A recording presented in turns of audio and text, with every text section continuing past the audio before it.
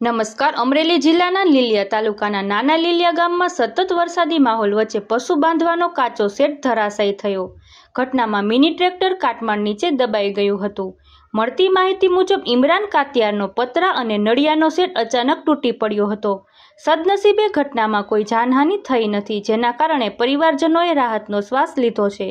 વધુ સમાચાર માટે જોડાયેલા રહો આરપી ગુજરાત ન્યૂઝ, રાજકોટ. મારું ગામ નાના લીલિયા છે. મારું નામ કાતિયાર ઇમરાન સિકંદરભાઈ છે.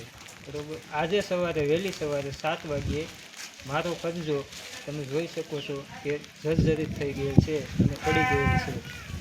મારા અંદર ઢોર બાંધેલા હતા એનો આબાદ બચાવ થયેલ છે. મેં આ અંગે અમારા તલાટી મંત્રી સાહેબ અને લીલિયા ટીડીઓ સાહેબને જાણ કરેલ છે.